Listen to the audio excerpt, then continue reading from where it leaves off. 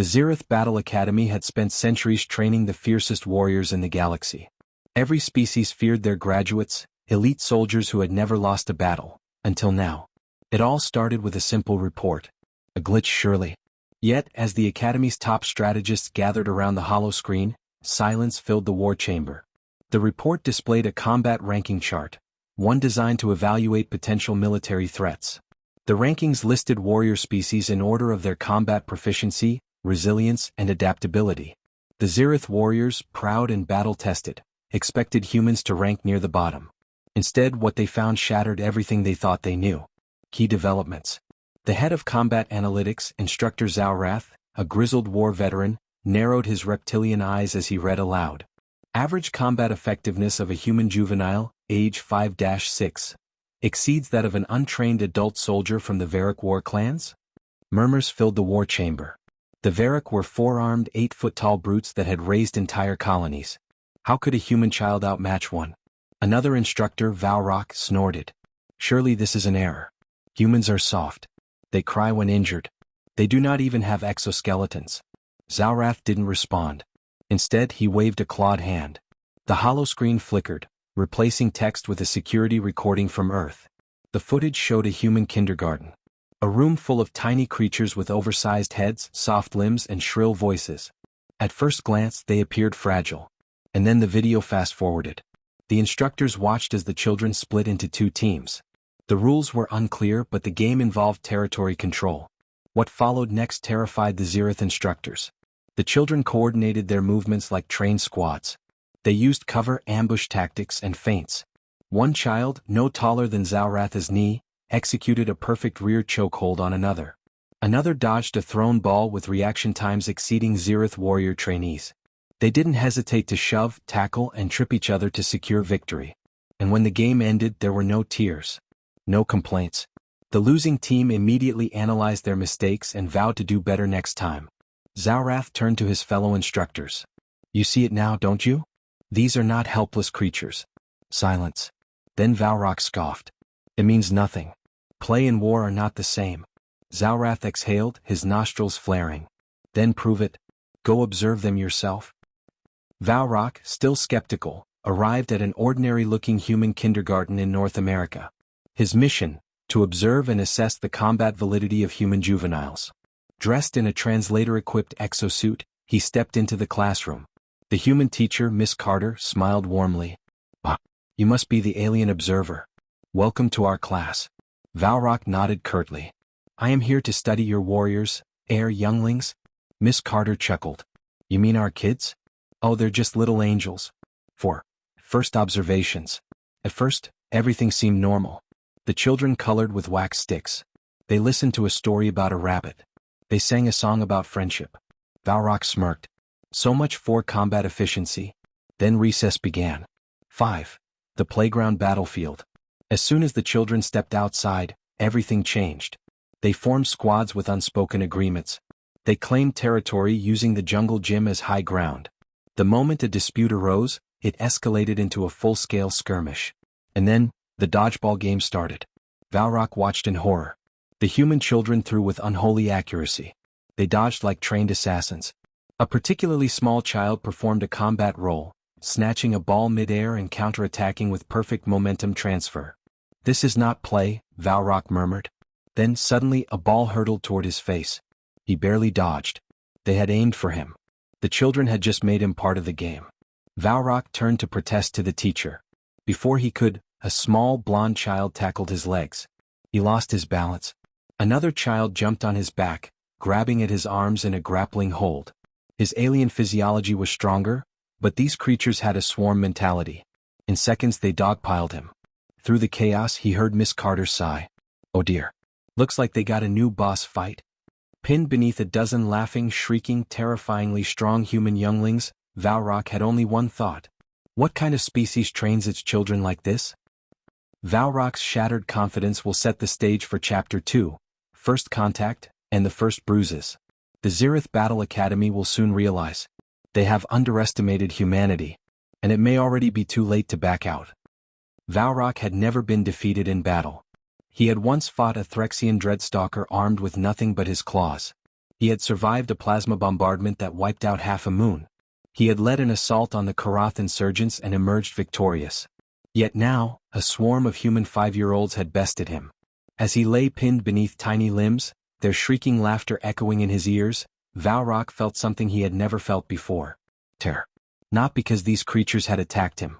No, because they had done it for fun. 1. Miss Carter's calm response. As Valrock struggled beneath the giggling human younglings, Miss Carter didn't react with concern. She merely folded her arms and called out, "All right, class. That's enough, let our guest breathe." One by one, the children reluctantly climbed off him. Valrock gasped for air, his exosuit slightly dented from the assault. He expected Miss Carter to scold the children. Instead, she chuckled. "Sorry about that. They get a little enthusiastic." Valrock stared at her. Enthusiastic? Still dazed, he observed the children returning to their games. A group was practicing dodging and rolling. Others were sword fighting with foam weapons, but their technique was disturbingly precise. 2 children engaged in what looked like hand-to-hand combat, but they showed restraint, helping each other up after a fall. This wasn't random aggression. This was organized, instinctive combat training. The Zirith drilled discipline into their warriors from a young age. But humans? They did it naturally. 3. A test of strength. Determined to regain his honor, Valrock decided to test one of the children. He approached a small red-haired boy and knelt. "You challenge me?" The boy's eyes widened, then he grinned. "Okay, but you're gonna lose." The other children gathered, chanting, "Owen! Owen! Owen!" Miss Carter smirked. "Oh, you're in for it now." Valrock scoffed. "A single child? This would be easy." Owen took a stance, legs apart, knees bent, arms raised in a guard. Valrock attacked slowly at first, testing the child's reflexes. He aimed a gentle tap toward the child's shoulder, and missed. Owen sidestepped. Fast. Valrock frowned and tried again. Owen ducked, twisted, and countered with a perfect sweep. Valrock's leg buckled. The Zirith warrior barely caught himself before hitting the ground. The crowd of children cheered. Owen laughed. "You're kinda slow, mister." Valrock froze. The child hadn't been lucky. That dodge, that counter, it was trained. Instinctive. And the child was holding back. Valrock suddenly understood. Humans weren't just physically formidable. They were adapting to him. Miss Carter patted Valrock on the back. "Told you. Kindergarten isn't for the weak." The truth hits the Zirith Battle Academy. Still shaken, Valrock excused himself and immediately transmitted his report back to the Zirith Battle Academy. The instructors listened in stunned silence. "This is worse than we thought," Zalrath muttered. Valrock nodded. "They are not weak. They are training for something." A young officer gulped. "You mean war?" Valrock hesitated. Humans didn't seem like conquerors. But their instincts, their aggression, their natural ability to fight from birth. If they ever chose war, the galaxy wouldn't stand a chance. The Zirith High Command convened in an emergency meeting. There was only one way to confirm Valrock's claims. They needed to test humanity's younglings against their own elite cadets. The Zirith Academy issued an official challenge to a human kindergarten class. 7. Earth's response. When the challenge was presented to Earth's education officials, their response was unexpected. They didn't react with confusion or fear. They laughed. The head of Earth's Youth Education Division simply replied, "Are you sure you want to do this? Our kids don't play fair." The challenge had been issued. The Zirith Battle Academy, after realizing that human kindergartens required combat ratings, had proposed a friendly sparring match between their elite warrior cadets and a group of human 5-year-olds. They expected the challenge to be accepted with reluctance, perhaps even rejected. Instead, Earth's response sent chills through the academy. The human officials laughed. And then they agreed immediately. The transmission had been simple. "Are you sure you want to do this? Our kids don't play fair." That was the moment when the Zirith Council began to suspect they had made a terrible mistake. The Zirith hand-selected 6 of their most promising young warriors, aged 6 to 7 years old. These were not mere students. They were the best of the Academy's younglings, trained since birth to be soldiers. Their bodies were tougher, faster, and stronger than most humanoid species. On Earth's side, the human kindergarten class would consist of 6 children, led by the very same red-haired boy who had embarrassed Valrock, Owen. The Zirith still considered it a joke. "This will be a quick match," one instructor scoffed. "Let's show them the power of true warriors." But Valrock remained silent. He had felt human strength firsthand. Something inside him whispered, "This will not go as you expect." To make the match fair, the Zirith and humans agreed on a neutral battleground, a specially designed simulation arena, where both teams would compete in a traditional combat game. The rules were simple. Each team had a flag hidden in their base. The goal was to capture the opposing team's flag while defending their own. Non-lethal stun weapons were provided to even the playing field. On the surface it seemed like a game. But for the Zirith, it was an opportunity to reassert dominance. For the humans, it was just another day at recess. Escalation of tension. The battle began. As the match began, the Zirith cadets moved with practiced military precision. They executed formations they had drilled for years. They advanced with discipline, strategy, and order. And in the first 30 seconds they reached the human kindergarten's base. Too easy. The Zirith leader, a young warrior named Zalkan, smirked. "They're weak," he muttered. "We'll finish this in moments." And then, the humans disappeared. For the ambush. Before Zalkan could react, he heard giggling. Not from in front of him. From above. Too late he realized human kindergartners had climbed into the trees. A barrage of stun weapons, dodgeballs, and even dirt rained down. One Zirith warrior collapsed instantly, knocked out by a dodgeball moving at unnatural speed. Zalkan shouted, "Fall back. Regroup." But the humans were already moving. They did not fight head-on. They fought like predators.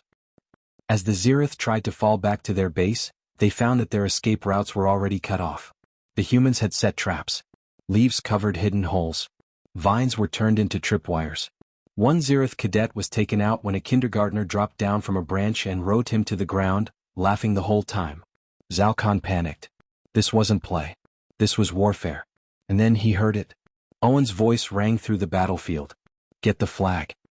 6. The last stand. Zalkan turned back toward his base, just in time to see Owen sprint past the last Zirith defender, slide under their reach and snatch the flag. No hesitation. No fear. A perfect tactical victory. The kindergartners cheered. The Zirith cadets? They simply stood in stunned silence. The battle was over. And they had lost. That was all that remained in the Zirith Battle Academy's war chamber. The transmission had ended. The battle was over. And the Zirith warriors had lost. Not just lost, they had been utterly humiliated. By human children. 6 Zirith cadets, trained since birth, had fallen victim to an enemy force that didn't follow any of the accepted rules of warfare. Instead, the humans had exploited terrain, used psychological warfare, ambushed, deceived, and overwhelmed their opponents. And worst of all, they had laughed while doing it. The loss was unacceptable. The Zirith High Council convened to determine what had gone wrong. They brought forth Valrock, who had been the first to witness human kindergartens. The defeated cadets, who were still shaken from their experience. Military strategists, who had begun analyzing human history in depth. The first question was simple. How did this happen? Zalkan, leader of the defeated Zirith cadets, lowered his gaze. They did not fight like warriors. An elder Zirith narrowed his eyes. Then what did they fight like? Zalkan's claws tightened against the stone table. They fought like hunters. The strategists laid out their findings. Finding number 1, human children are designed for combat. Human children are not fragile. They develop motor skills, reaction time, and spatial awareness through play. Their games involve ambushes, deception, and tactical adaptation. Humans do not need to be trained to fight, one strategist murmured. It is in their nature. The council exchanged uneasy glances. This was not normal. Finding number 2, human adaptability is terrifying. Unlike Zirith warriors who train through rigid, structured discipline, human children learn through chaos. They experiment. They adapt. They test limits. Even when they fail, they immediately assess their mistakes and try again. They lost nothing from defeat, one instructor whispered. They only grew stronger. Finding number 3, humans do not fight for survival, they fight for fun. This was the most disturbing discovery of all. Zirith warriors fought out of necessity. Other warrior species fought for honor, territory, or resources. Humans fought because they enjoyed it. A chilling realization settled over the room. Humans do not see combat as war. They see it as a game. And that made them the most dangerous species in the galaxy. Escalation of tension. A galactic crisis unfolds. Before the match, humanity had been considered a mid-tier species. Not particularly strong, not particularly weak. Now, the Council reclassified humanity as a Tier 1 threat. This put them on the same level as the Zelroth Berserkers, who wiped out an entire solar system in rage. The Draxul Swarm, whose numbers could drown planets in sheer biomass. The Void-born Titans, who wielded weaponry capable of warping spacetime itself. And yet, none of those species had defeated the Zereth in a war game. Only humanity had. The news of humanity's true nature began spreading throughout the galactic community. Responses were divided. The Euron Collective immediately called for diplomatic ties, seeking to ally with humanity before they became a greater threat. The Karath warlords, who had long mocked humanity, suddenly stopped issuing their usual taunts. The Draxul Swarm, who had always viewed humans as prey, began re-evaluating their stance. For the first time in galactic history, species that had once dismissed humans as weak were now watching Earth with newfound wariness. The question was no longer, are humans dangerous? It was, how dangerous are they willing to become? 5. Earth's response. The Zereth High Council sent an official diplomatic inquiry to Earth. It was phrased carefully. We acknowledge humanity's exceptional combat capabilities. We request clarification. Why do you train your young in warfare before they can even read? Earth's response was swift. A transmission from the United Nations was played across the Zereth war chamber. A human diplomat, calm, composed, and smiling, spoke plainly. Because the universe isn't kind. Silence. The transmission ended. The meaning was clear. Humanity does not seek war. But if war ever comes, they will always be ready. The moment Earth's response was broadcasted to the Zereth High Council, a wave of unease spread through the galaxy. Because the universe isn't kind. A simple statement. A terrifying implication. The Zereth had spent centuries believing themselves to be among the strongest warriors in the galaxy. They had fought wars against conquerors, predators, and exterminators. But never had they encountered a species that trained their children for war as soon as they could walk. This was no accident. Humanity was built for survival. And now, the galaxy had to decide what to do with that knowledge. Key developments: the Zereth's desperate debate. 1. The Council's internal conflict. The Zereth High Council, the ruling body of the Academy, was divided. Commander Zalrath, leader of the Academy, believed humanity should be treated as an equal military force. Elder Kazak, the oldest strategist, argued that humanity was a threat that needed to be contained, before they grew too strong. General Vormek, a respected warrior, suggested that the Zereth should ally with humanity, rather than risk war. The debate lasted for days. One thing was clear. The galaxy would never be the same. 2. The ultimate decision. Finally, after much deliberation, a conclusion was reached. The Zereth would send an official diplomatic envoy to Earth. Their goal: to establish an alliance. We cannot afford to be humanity's enemies, Zalrath declared. We must ensure we are their allies. But would humanity accept? Escalation of tension. First contact with Earth's military. For the first time in history, a Zereth war delegation landed on Earth, not as conquerors but as negotiators. They expected to meet politicians, scientists, and diplomats. Instead, they were greeted by Earth's military generals. Their first meeting took place in a high-security facility, deep underground. The Zereth delegation was led by Commander Zalrath. The humans sent General Ethan Carter, one of the most decorated strategists on Earth. Zalrath studied the human general carefully. He was an older man, his hair graying, but his eyes were sharp, like a predator assessing prey. There was no fear in his expression. Only calculation. The Zereth spoke first.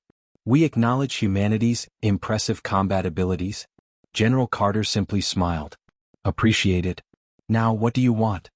The Zereth hesitated. In most diplomatic encounters, weaker species would beg for alliances. But Earth was not begging. Earth was waiting. Earth already knew its value. Finally, Zalrath spoke plainly. We wish to avoid conflict. We propose a military partnership. Carter's smile widened slightly. And why should we trust you? Zalrath hesitated. This was not how diplomacy usually worked. The Zereth were warriors. Strength earned respect. And yet, for the first time, they were the ones asking for peace. Finally, Zalrath gave the only answer he could. Because if we were in your position, we would not trust us either. Pause. Then General Carter laughed. 6. Humanity's hidden power. The room fell silent again as General Carter's laughter faded. Then he leaned forward. I'll tell you something, Zalrath. The reason humanity has combat ratings in kindergarten isn't because we want war. Zalrath listened intently. It's because we expect war. The Zereth delegation exchanged uneasy glances. Carter continued. Every species we've encountered has looked at humanity and assumed we're weak. And every time we've had to prove them wrong. You lost a war game to our children. What do you think our soldiers are like? Zalrath felt his claws twitch involuntarily. For the first time in his long career he felt something close to fear. 7. The final warning. Carter stood. Your alliance is accepted. But let me make something clear. If the Zereth ever decide that humanity is a threat, his eyes locked onto Zalrath's. We won't wait for you to attack first. The meaning was unmistakable. If you ever come for Earth, we'll end you before you get the chance. Zalrath nodded slowly. The Zereth had made the right choice. The Zereth diplomatic mission had returned home. And they brought back a message, one that shook the foundation of their empire.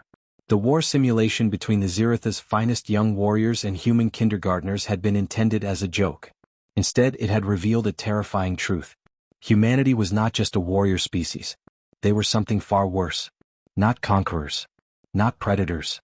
But players. War to them was not a burden. Was a challenge. A game.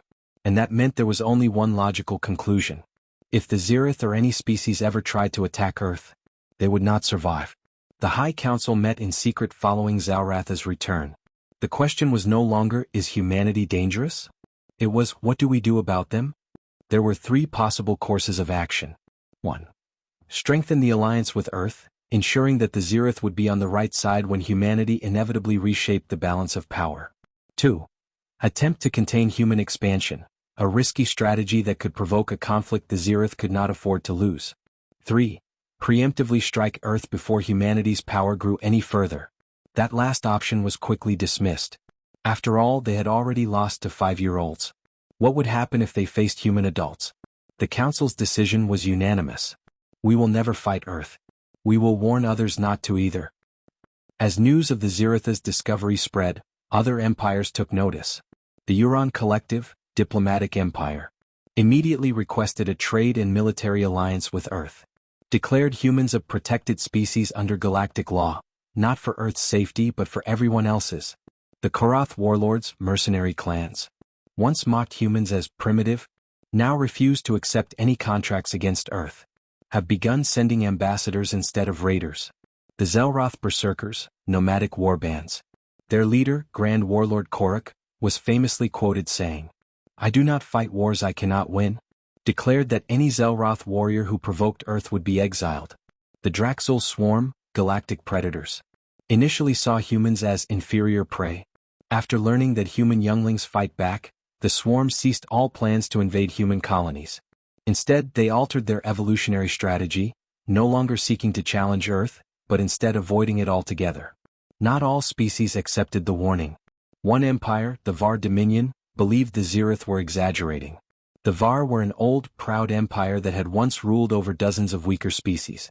They viewed humanity as just another upstart race that needed to be put in their place. Ignoring the warnings, the Var sent a fleet toward Earth's outer colonies, preparing for what they assumed would be a swift and easy conquest. They never made it. Within 72 hours of their first attack, the entire Var war fleet had vanished. Not destroyed. Not crippled. Vanished. When a surviving Var vessel sent out a distress signal, only one message came through before their communication was cut off forever. "We warned you." After that, the Var Dominion sued for peace. They never spoke of the war again. 4. The galaxy's new balance of power. Following the Var's mysterious disappearance, an unspoken agreement settled over the stars. No species would challenge Earth. No empire would attempt to conquer them. No warlord would provoke them. It wasn't a peace treaty. It wasn't fear. It was survival instinct. From that moment forward, humanity held a unique position in the galaxy. Not rulers. Not conquerors. But guardians. Because as it turned out, there were things out there even the galaxy feared. And the only thing stopping them from waking up was Earth. Final words, humanity's legacy. Generations later, a young Zereth warrior in training approached his instructor. "Master, why do we not fight the humans?" The old warrior smiled knowingly. "Because we once thought we could defeat them." The young one frowned. "But they have never waged war against us." The master nodded. "Yes. And that," he said, "is why they are the most dangerous of all." Epilogue: The war that never happened. There was no war between the Zereth and humanity, because there never needed to be one. The galaxy had learned the truth. Never underestimate Earth. And more importantly, never challenge a species that gives combat ratings to its kindergartners. Final thoughts and wrap-up. This final chapter cements humanity's place in the galaxy, ending on a powerful note that emphasizes the unintended consequences of underestimating humans, the ripple effect of one simple kindergarten combat rating, the galactic fear, not of human aggression but of human potential. This story has now reached its conclusion, leaving room for potential sequels or spin-offs exploring what exactly happened to the Var War fleet. What unknown threats does Earth secretly guard against? How does humanity continue to reshape the galaxy in the centuries to come? Would you like any additional epilogues, side stories, or expansions? Let me know.